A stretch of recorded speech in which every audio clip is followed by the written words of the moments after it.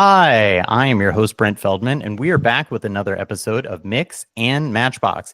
Today, we're joined by Sam Mallikarjunan, and he is the general manager at Agent AI. Hey, Sam, how's it going? Hey, it's going great, Brent. How are you?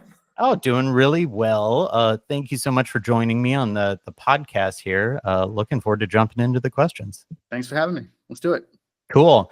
Well, so I guess we're gonna be talking a little bit about AI and basically, while AI really continues to be kind of an emerging field, attracting a lot of attention, especially over this past year, it's not your first foray. You were formerly at OneScreen.ai as well. How did you kind of find your way into the AI field, and what are some of the biggest changes you've seen over these past years as it's grown exponentially? Yeah, I mean, we all are in the AI field, whether we want to or not, especially in the marketing profession. I mean, we've been using AI for 20 plus years in ad targeting. My first real exposure to it, the aha moment, was when I realized Facebook's dynamic creative tool could just assemble an infinite permutations of ads. So I found that fascinating. Ended up doing one screen AI because the real world is quite complex. It's much more complicated than a screen. And so the idea there was, could we take the same basic methodology for internet advertising and apply it to the real world? But what really interests me is how it's gone from just being able to predict things to being able to predict things with so much confidence that we let it actually just do things. So like autocomplete, we're all familiar with that. And there's a pretty obvious leap between autocomplete, like as you're texting, and kind of generative AI. It's just instead of trusting it to generate the rest of the sentence, we trust it to generate an entire paragraph or essay or research report or something like that. So that increase in confidence and the ability to do things that are also fairly cost effective, like the ChatGPT and the cost of these models are coming down so much that the performance is going up, the cost is going down, and it's making it really interesting for companies who don't have to have big engineering teams nowadays. Like you can write mediocre levels of code without having to actually be a coder. Yeah, definitely. It's interesting you bring up the trust factor in AI. I feel like there should be some sort of trust index as we watch, kind of everybody utilizing AI as people, eventually, sort of trust the platforms more and more. What does that look like, versus everybody else? So like, yeah, there's the trust that you have in the platform itself, and then also in the outputs. So I describe AI as like an intern, fresh out of very smart, like fresh out of MIT, Sloan, got their MBA, but they have an irrational amount of confidence. So they'll always give an answer. It may not be the right answer because they don't yet know to doubt themselves. It's the same with AI. So if you wouldn't let an intern do it without supervision, don't let AI do it without supervision. You should check their work even if they're confident. Yeah, that's wonderful. I've definitely heard the intern comparison, but I like the fact that you qualify that as the overconfident intern. Yeah. I feel like that's very accurate. Cool. Well, from a sales standpoint, how do you translate your sort of history in growth and e-com and digital marketing into this, kind of platform of AI, which is a little more intangible?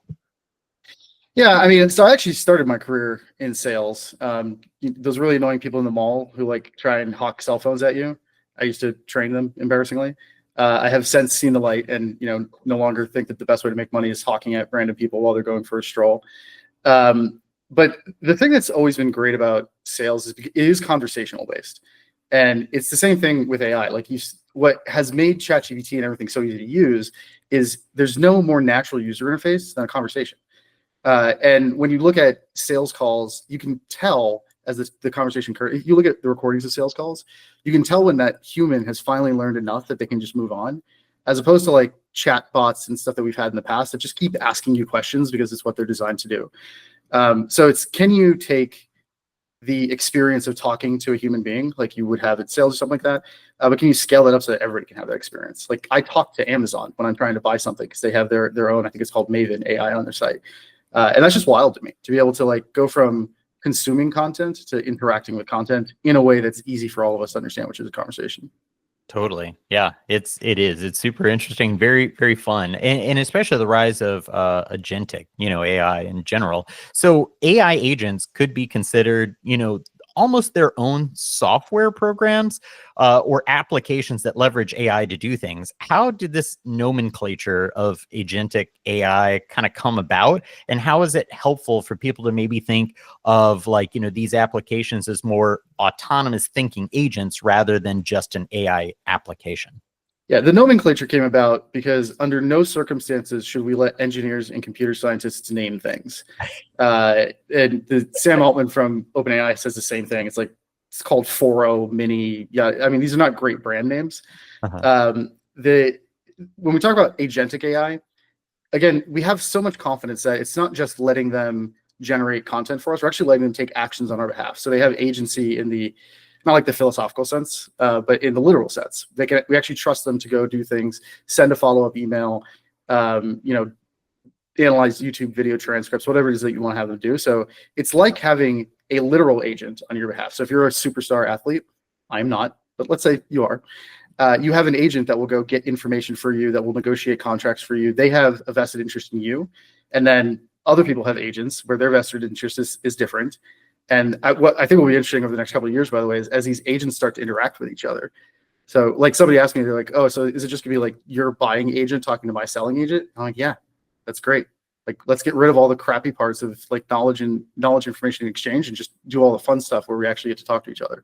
So I think, the agentic revolution, if you will, is an increase in the amount of confidence that we have to let computers do stuff with us increasingly not having to supervise it all the time.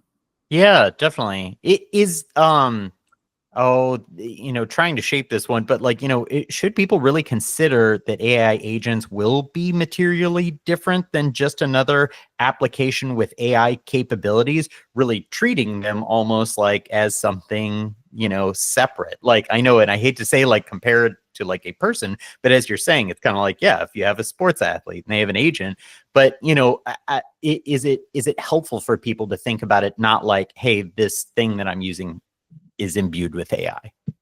Yeah, they're becoming more of partners. I mean, I love Microsoft's name when they called it Copilot. I thought, but a Copilot just actually helps you do things that you were already doing. The AI agents are going to help you do things that you don't have to do. It's like the number one thing, like figure out what you hate about your day and just automate that. But it also gives you access to other skills. So we're all still very, very T-shaped, right? Like you've got our area of expertise, but we can also now, like the sales team can create decks without bothering the marketing team, or the engineering team can understand like, the economics behind why we're making a decision. The marketing team, I remember back in the early days of HubSpot, person on our team, like taught herself jQuery so she could create like a little slide-in CTA. That was great, and advanced her career. But you shouldn't have to teach yourself that stuff just to, make a drunken spelling bee game, which is like a real thing that I did for my local pub. But I didn't have to, even though I haven't written code in like 2 decades that anyone has used. I still have the ability now to be like a mediocre coder, be a mediocre designer. So I can be great at the things I'm so great at, but I'm also mediocre at a lot of other things, which creates a lot of additional leverage for me, which is also just fun, right? Like I don't have to bother the engineering team for, again, like there's a real thing, the drunken spelling bee. I made it for my local Irish pub. That's awesome. That sounds like a lot of fun. I think the interesting thing, Agent.ai is, it offers a marketplace for AI assistance in essence. There's a lot of people with a lot of skills, AI agents with a lot of skills. Keep saying people, but in a way, trying to think about a way of not framing it like that. But agents, that have been trained to do something very specific, and you can hire them much like you would somebody from, maybe Fiverr, like another marketplace of talent, of people willing to do specific tasks. What makes the AI talent better than using real humans that may be good at the same thing? I don't know if it's better than using real humans or if it's ever going to be better than using real humans. It can be good enough to give you a lot of skills that, again, like you didn't have before. It can give you a good start. So I'm working on a quiz for my course on LinkedIn Learning, feed it the transcript and have it, you are an expert in teaching, come up with the questions, things like that. It also just gives, not everybody can afford to hire people on Fiverr for everything that they want to do. And AI gives people the kind of like some of that access, right? Like I don't need to hire, I don't want to hire a data analyst to pull apart this spreadsheet, or I can't hire a data analyst to pull apart this spreadsheet. And previously that would mean that I get to spend half my day pulling apart the spreadsheet. But now, even if I can't afford it, I can use AI to kind of give me those skills. And that's what I love about AI, and why I've gone from being a doomer to being an AI boomer, is it levels the playing field so much. You don't have to have a big marketing team, big finance team to be competitive on a scale that you previously wouldn't have been able to do. So I was afraid for a while in the early days of all this happening that we'd go from having millions of websites to having like thousands of agents and dozens of orchestration agents. Fortunately, that's not happening. Like we're seeing people build their own agents. Like we don't want to live in a future where you have to have money or technical skill to be part of the AI future. Like just like the WYSIWYG CMS made it so that everybody could be part of the internet of content. We want to make it so that everybody can have, because it's like 10,000 agents or something people have built on the site, and some of them are incredibly niche, like Dungeons and Dragons. It's not all like work related stuff, but that I think is what's interesting to me. Is not what ChatGPT can come up with in their next model. I'm a huge fan of Perplexity. They do great stuff, but there's, a million other people who are going to come up with, especially more specialized applications.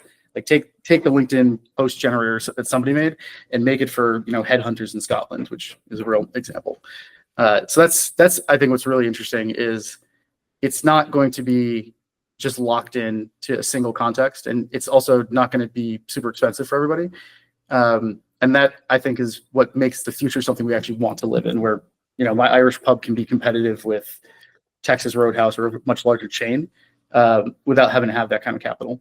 Yeah, that's cool. The democratization of this sort of technology does it gives people things that they might not have had before. And yeah, and like you were mentioning, like the ability to code things, yeah, maybe mediocre code, but at the same time, not having to if you didn't have the ability to fund a team of software developers, it really does. It puts you leaps and bounds ahead of where you were. So yeah, that same pub I was talking about, they also, I mean, these are people, for context, so not techie that they have to talk to me to update their website, like the menu on their website so people can scan the QR code. And they were using ChatGPT, feeding it all the ingredients that they wanted to get rid of and having it come up with recipes. And so they're doing inventory turnover optimization that like would make Amazon proud. wow. And again, like a conversation is the most natural user interface. They can't update their website, but they can talk to ChatGPT and have it help them make their business more efficient. That's awesome. Like that's the kind of stuff that I want to see people doing more of. Less of the how do we be noisier and spammier at scale on LinkedIn and everything else like that, and more of the how do we create advantages by giving ourselves capabilities we otherwise wouldn't be able to afford. That's great. Actually, does that really feed into, as you make more specific AI agents, like you're saying that, even this pub was able to revolutionize their, inventory management. Does that, kind of like sharing and more specified application of AI make it helpful for people to think about how to employ it? Because like sometimes when you're given the the overarching box of chat GPT of, you're like, well, what do I ask it? What could my inputs be? And that's where is it helpful to have these agents as opposed to something that is just a blank canvas? Yeah, the narrower you can make its use case, the better it's going to be. The more focused you can make it. It's why when you add to the prompt, like you are an expert in teaching, like to now help me design a quiz, that it does a better job than just asking it generically. And it's also something I find interesting is that being able to take an agent that somebody has built and then customize it. So it's your industry, it's your company, everything else like that. That's why I think we're going to have millions and millions of these agents, because you're going to have one that's, shopping in St. Louis as a podcast host who is like a technology early adopter. Like you'll have like a specialized agent to do that stuff versus, my wife who is a photography enthusiast, like she's going to have her own AI to do stuff. And I think that's going to be what's really cool, is like how comfortable can we get with letting AI know us really well so that it can take good actions on our behalf. It can be a good agent. Yeah, definitely. I mean, if you have an executive assistant, and can we, basically allow that to be, and your executive assistant, in order to do better for you, they have to know you really well, Right. But Exactly. yeah, if we can make that affordable for everybody, then, we're in a different world. So, Cool. Well, as you get to see some of the data on the back end, what are, some of the, the most, sort of like utilized agents, kind of what are they doing the most? Like what sort of service are they providing? And are there macro trends that you really see out of that, kind of like show the trend towards where people need this AI assistance? Yeah, so it started off, the most popular one by far was meme generation, which I guess is very much the spirit of the internet. Not exactly, I think what's going to revolutionize the world. The earliest adopters were actually sales reps and sales professionals, which I think is natural because you're always looking for ways to save yourself time. You're looking for ways to stand out. And what I love about it is that it's the sales outreach that I get has actually become useful and interesting. So it's you send prospect emails, they're actually well researched. People are commenting on LinkedIn in ways I'm pretty sure violate LinkedIn's terms of service to make automated comments like that, but they add questions, right? So I'll make a post and somebody will ask a question, I'll answer them, then they'll continue to ask follow-up questions. And that's how you want the conversation to be, right? Like my favorite Jeff Bezos quote, they added reviews to the website, right, on Amazon, and his investors are like, "Oh, you don't know, you might be great at the internet, but you don't know how to run a business. You make money when you sell things. Why would you discourage people from buying?" And he said, "We don't make money when we sell things. We make money when we help people make purchase decisions. And helping somebody make a decision is all about asking good questions." And so I think a lot of the earliest adopters were sales reps, immediately followed by marketers who wanted to like go play golf and sit on the beach all day and let the AI write all of our blog articles for us. I really like, you can use AI to be lazy and kind of create noise at scale, or you can use it to be more empathetic and thoughtful and communicate better. I love to tell this story. I have a friend a couple of weeks ago, he's texting me and I'm like, "Are you using AI to write your texts?" Because you can kind of tell, right? If you don't ask it to adopt a voice, you can kind of tell. And he's got some learning and communication disabilities. And he was like, "Yeah, I am." He's using it to like rewrite the texts and emails and stuff that he sends to his family and friends, not to make his own life easier, but to make life easier on people he's communicating to. And that's what I think. Like the sales reps who are doing really good, the marketers who are doing really well with AI, are they're helping communicate to people in a better way. I like bullet points, right? My partner likes essays. The sales rep shouldn't have to write two different emails to us, right? They should have the core of the email and then have it customize itself to how we want to interact with that content. Yeah, that's cool. That's such an important thought, and in imparting that empathy in the communication, that we could be ourselves as humans leveraging AI to impart more of in our communication. It's like it's interesting. I know people that'll use it almost as a pseudo therapist of like, why am I feeling this way? Because like sometimes it's really hard to compartmentalize your thoughts. You may have a rash decision if you don't have somebody in which to bounce these ideas off of. So if AI can give you that perspective and maybe a more well-rounded approach to your own thoughts and feelings, does it help people be more empathetic? And I think that's cool. Yeah, and that's when I said how comfortable can we get with letting AI really know us, that's actually something that I had in mind, because I wish more people would do that. One, just in general, PSA, like more people should go to therapy. It's like all of us essentially should be in therapy at this day and age. But two, I think Apple's doing some really interesting stuff with edge computing, to where the AI is going to completely run on your device. The data never has to leave. I think that's actually probably overkill. Like we pass a lot of sensitive, critical information through the internet, and we do just fine. But I think that for people to feel comfortable talking to an AI, to feel comfortable saying like, "What is my boss talking about?" Because I have no idea what the hell they just said. One time in my last company, we were pitching investors, and my head of finance is literally sitting there while sharing his screen, Googling like how to calculate free cash flow for like marketplaces, some specifically. The investors laughed about it. But there's a vulnerability that we should have with AI. And because we don't care about its opinion of us, right? And I think that will help everybody communicate better. It'll help everybody be more empathetic. Like the first thing you should do with AI is just use regular ChatGPT or something. Go ask it to explain all of your colleagues that you work with, their worldview. Right. So like, what do they think about the work that you do, everything else like that? And being able to understand things from different perspectives, that I think is going to be really cool. And actually not decrease our ability to socialize, but increase our ability to socialize.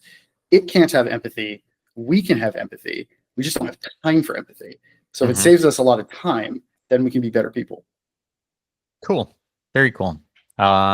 Wow, we could probably go on for a long time talking about the ethics and digging into, how, the empathy thing in general. But I have three more questions, but all of these could be lengthy in and of themselves. So, I Sure. guess, do you think, maybe the scope of what people are currently leveraging AI for is narrow now because of the inexperience?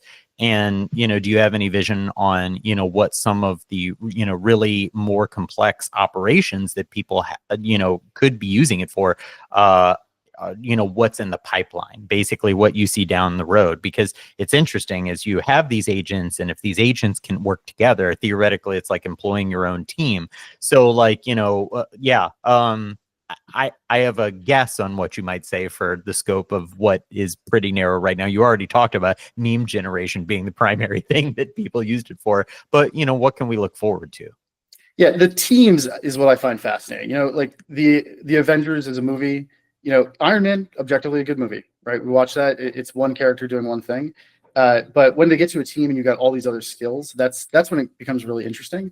And it's the same for people. Right now we're using AI to kind of narrow use cases, but we actually look at more of the draft behind, like, or the math behind, like, the NFL draft. Like, when you're trying to build a team, where do you need to shore up? Like, what do you need help with? Because it's the relative skills between everything else that's useful. Mhm. And until we have AGI, which I spend 0% of my time thinking about that, which for those listening, that means that a computer is as good at any task as any human. Humans aren't as good at any task as every other human. And if they actually do build that, like, we all just collectively retire as a species. So ignoring the concept of AGI, it's going to be the people who are good at customizing agents and then good at getting them to work together. So you have your analytics agent, you have your buyer persona analysis agent, you have your copywriting agent, you have your design agent, and feeding all of them the context they need. Because the less you ask them to do, the better they're going to be about it. So having 10 agents on your team, that's what's going to be really, really interesting, because you need to get the agents working together to do interesting things. I find this whole concept like kind of wild, but also super exciting, because like, where does the limit stop? You could employ theoretically what could be an entire enterprise of agents. Like, what is the limit theoretically? And what if there is none? That just as you employ people for their specific skill sets, at the end of the day, that makes you the manager. But what if you can impart the manager? What if you can impart layers of management? And then also, like, not saying anybody's going to develop any feelings about what one agent not working a certain way like people do, but like, what does that mean for building these hierarchies of structures of AI agents? Yeah. So one, managers do a lot of crappy work that we don't want to have to do. For example, like my boss, Dharmesh Shah, who's the founder of Agent AI, he doesn't like coming to meetings. He doesn't like doing calls. And so I haven't quite finished it yet, but I have an AI agent that he's just going to be able to chat with, and we feed it all the transcripts from the team meetings and emails and Slack and stuff like that, so that he doesn't have to do that management task. Or sales managers, being able to not do the role playing. Role playing sucks. Like, no sales manager actually likes doing that. But while it's hard to replace sales reps, it's easy to replace sales prospects. So letting sales reps practice against those prospects frees up managers to kind of do other things. I do think you bring up an interesting point, which is that the people who are going to be successful are the people who master management skills, because you have to recruit properly, right? So like, find or customize the agents that you need, and you have to make sure they have the information and direction that they need. I'm describing a manager, Yeah. right? It's just that far earlier in your career than you would normally have had to learn these skills, you're going to get to learn them. You're going to have to learn them now, which I think will be interesting, because everybody's going to be a leader. Right now, you can be an individual contributor and you get told what to do, everything else like that. You're going to have to learn how to lead, because you're going to have these teams of AI agents that you have to give direction to. If they fail, it's not because like the AI is bad, just like it's not because the intern's bad. It's because you're a bad manager. Exactly. Ooh, but wow, does that open the whole doorway to, like, yes, exactly, what is a good manager? And then also, does that teach people the proper way of empathizing with real people as opposed to AI agents, which, I don't know, maybe I'm weird, but I thank Siri when, when I get an answer. I thank Alexa, when I get an answer. And I think that's just part of my own internal, sort of discipline of, like, anything that I'm interacting with, I'm doing that. But does that mean that people might miss that extra layer of, like, the niceties that go into how you would manage real people? Yeah, I There's actually an interesting paper I read that when you're nice to AI, you actually tend to get better outputs in a professional context. Because remember that we made the horrible mistake of training the AI on the internet, which again, lots of movies about why that's a bad idea. But if you think about the context in which words are seen, if you're, trolling on Reddit, like, yes, it knows that content, but it's generally not in a work context. So if you're saying nicer things, you're speaking more professionally, etc., it's easier for the AI to kind of like associate, like, oh, this is like a professional context. I think it's good that the AIs are building that in, that you shouldn't be able to abuse them. My wife lost her temper the other day with our Google Home and like cursed at it, and it actually stopped, and it said like, I'm not a real person, but I forget exactly what it said, but essentially like, don't be a jerk. Because what we don't want to have is that we lose our empathy because we don't treat AI like it's a human, but we're anthropomorphizing it. Like, it's acting like a human, it's talking like a human. We treat it like trash, and then we learn those bad habits ourselves. Yeah, definitely. Okay, well, I only have one last question for you, but it's like, of the things that, you may use agents for yourself in your daily, sort of workflow, what are the ones that you feel like you rely on the most and you feel like would be helpful for other people in a position like yours to also leverage? Yeah, one, not paid or employed by Perplexity, but huge fan of them. It has completely replaced Google in my life. Because it has the second order questions, right? Like, I don't just ask it about the news. It can interpret the news through what it knows about me. Being able to have it take actions on your behalf. Like, I look forward to a day in which I have probably 30 tabs open in Chrome right now. I look forward to the day where I never have to log into another SaaS application, where I can just say like, hey, we need to send an email, announcing this thing. And it like actually goes and does stuff for me. And we're getting there. ChatGPT's got Operator and things like that. There's more trust that needs to happen in there, but being able to not have to use tools, which takes a lot of my time. And then also the content bit, like the AI goes to freaking meetings for me. I get an AI summary of meetings that I did not have to attend. And now it's getting good enough that it can actually even just tell me the bits that it thinks I'll find interesting. So the more that I share about myself, the better that it's going to be with the content pieces. And even hilariously, like I said that I shared your last podcast with on SEO with our team, and somebody on our team immediately fed it into an AI agent to have it just extract like the bits that they were going to find most compelling and interesting. And that's awesome, right? Because any business book podcast, something like that, right? There's like 80% of it you already know or don't find that interesting, but that 20% is really hard to find, and you learn so many interesting things. So like using AI to learn, consume content, take actions on your behalf, and then, like I said, give you skills that you don't have. Like, I love the fact that I can, build a website for my wife or build an AI agent that, helps the local pub or whatever without having to bother the engineering team. And I also love that the engineering team can ask questions like, why are we doing a launch campaign at Inbound in San Francisco this year?